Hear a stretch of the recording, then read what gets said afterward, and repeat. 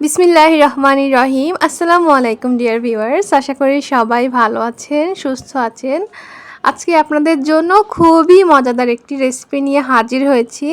আশা করছি আপনাদের কাছে খুবই ভালো লাগবে, এই জন্য সম্পূর্ণ ভিডিওটি দেখতে থাকুন। আমি এখানে মশলা কষিয়ে নিচ্ছি। আমরা মাংস রান্না করার সময় যে সকল মশলা ব্যবহার করি ওগুলো দিয়েই একটি মশলা বানিয়ে রেডি করে নিয়েছি। এখানে ছিল এখানে আমি 2 টুকরা মাংসকে ভালোভাবে ভেজে নিয়েছি। এটা মুরগির চেস্ট যে অংশটা আছে হাড় ছাড়া, সেটা আপনারা নেবেন।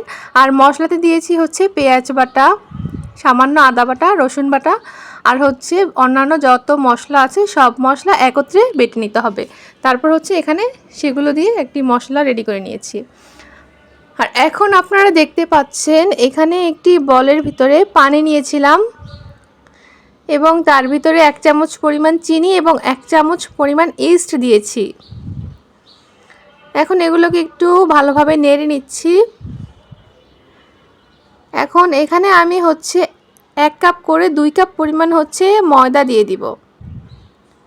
এই যে দেখুন, এগুলো ময়দা, একটা চায়ের কাপ দিয়ে মেপে নিচ্ছি। তো প্রথমে 1 কাপ দিয়ে দিলাম, পরে আবার আরও 1 কাপ দিয়েছি।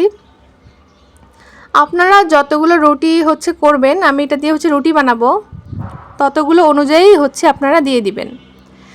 তো সম্পূর্ণ উপাদানগুলোকে ভালোভাবে মাখতে হবে। এই যে এরকম হবে, অনেকটা নরম।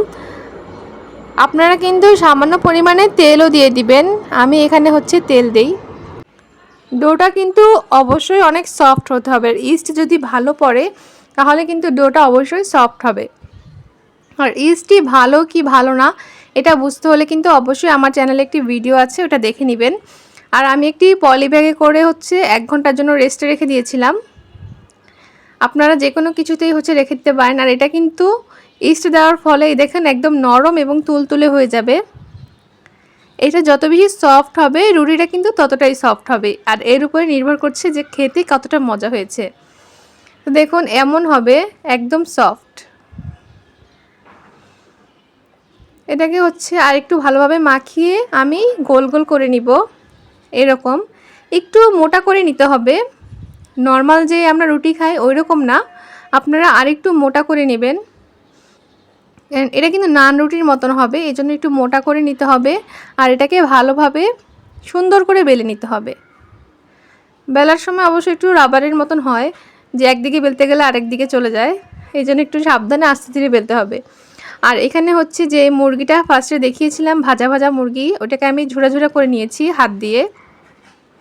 আর এই যে মশলাটা, এই মশলাটা কীভাবে রেডি করলাম তা তো বললাম।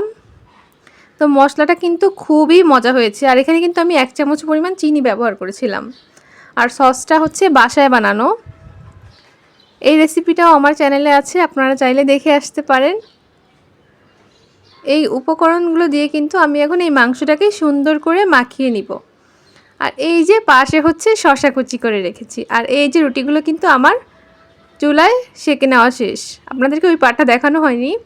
এই দেখুন আমি সবগুলো উপকরণ ভালোভাবে মাখিয়ে নিয়েছি, সস, মশলা, শসা। এখন আমি রুটির ভিতরে দিয়ে দিয়েছি। সবগুলো রুটির ভিতরে কিন্তু আমি অনেক বেশি বেশি করে পুর দিয়েছি। তো এই শর্মাটা খেতে কিন্তু খুবই মজা। আপনারা এইভাবে বাসায় বানিয়ে খাওয়ার চেষ্টা করবেন। আর রুটি যতটা মজা হবে আর এই ভিতরের যে কিমাটা করেছি এই কিমাটা যতটা মজা হবে তার উপরে নির্ভর করছে যে শর্মাটা কতটা মজা হয়েছে।